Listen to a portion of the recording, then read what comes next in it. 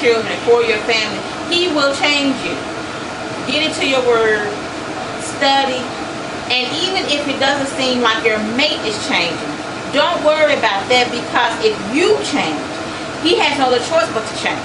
God will deal with him or deal with her, but you need to be sure you do this for yourself, because you don't want to go through life with unnecessary drama.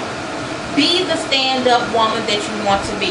If more women would be more stand-up, and a lot of things that our children are going through would not be that way.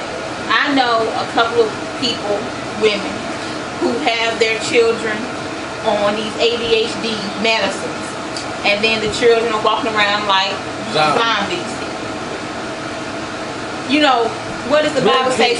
Spare the rod, for the child. In other words, whoop your child. Not beat your child when the police gotta come. They got a black eye in their ears somewhere else. But whoop your child. Let them know before you whoop them. This is why I'm whooping you, because I don't want you to go out in the world and the world to whoop you. So I'm gonna do it here at the house.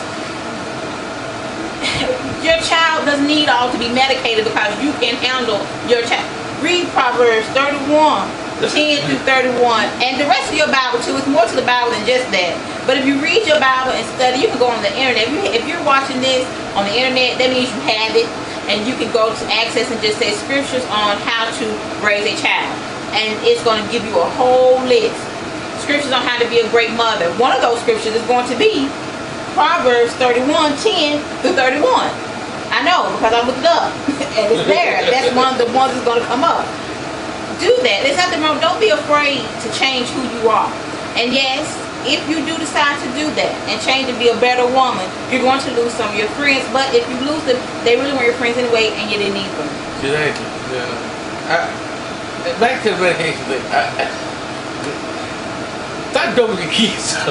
Come on now, man. You give them candy all day. Sweets, Kool-Aid, junk food. Then upset because they running around like chickens with their head cut off. And then you get mad and want to dope them up. Or better yet, forget that you gave them all the sweets when they were little, and they would cuss, and they would hit, and they would bite. Oh, that is so cute. Now they that 16, they're 3, 4 or older, it's not cute. Of course it's not cute now, but if you had decided to bust them in the head, not bust them in the head, but you know, I'm old school. If you had disciplined them a little bit more, perhaps you could have, alleviated some of the things that they're doing now. Yeah, my thing is, if your child cusses around you, they will cuss you eventually. Don't cuss at me. Don't cuss I praise you. Cuss you. Because in Proverbs 31, what is it? Verse 28. Her children rise up and call her blessed. Her husband also, and he praises her. I love my babies, and I pray for them every day. I thank God for them. I pray to God that He will make me a better mother and a better person. But they tell me all the time, I love you, thank you. That makes me feel good, because that means that I've done something. They feel the love, and they can see the love. And I appreciate that. So I know that even though they're young, that's what they're doing. They may not be saying, oh, mama's, they're blessing me with saying, I love you. My older daughter always tells me, you are the best mother ever. That's a blessing that she's saying, that God hears that. And He knows, or He thinks, she's doing a good job. Let me do this for her. It may not be a financial blessing. It may just be favor for something. But I can appreciate that. And that's what you want. You want your children to say that you're the best mother. You want your husband to say you are a really good wife, and I love you, and I hope that if you are loving everything and everything is going good. We have another question too. This one says, it's a two-part question. Is it better to marry for love or for happiness? I'm going to have to say it's better to marry for happiness. Well, no, let me say that. I'm going to say love. The reason is because it's hard, really hard, to wake up to somebody every day, day in, day out, that you don't love. That you have no desire to be with. Because I can be happy with someone and I love them. I go to work and be happy around being with people I work with. My job was cool. I had fun. I'm happy. But I don't love them. I don't want to go home to them. I don't want to lay up with them and spend the rest of my so-called spend the rest of my life with.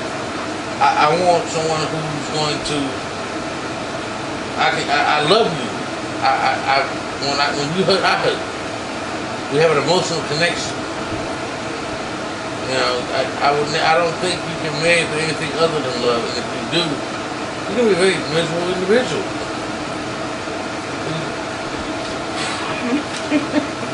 Okay, it says the better married for love or happiness. And then the second part, what if the one you love isn't the one that makes you happy? Now,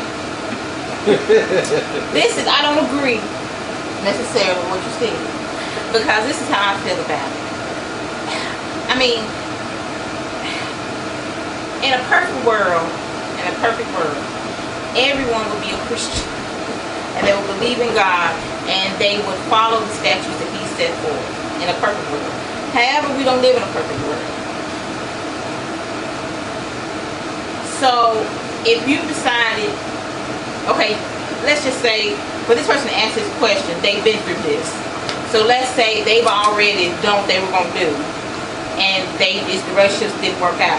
That's at the point where if you're a Christian, even if you're not a Christian, sometime before you leave this earth, you're going to call on the name of Jesus and you're going to ask God for help.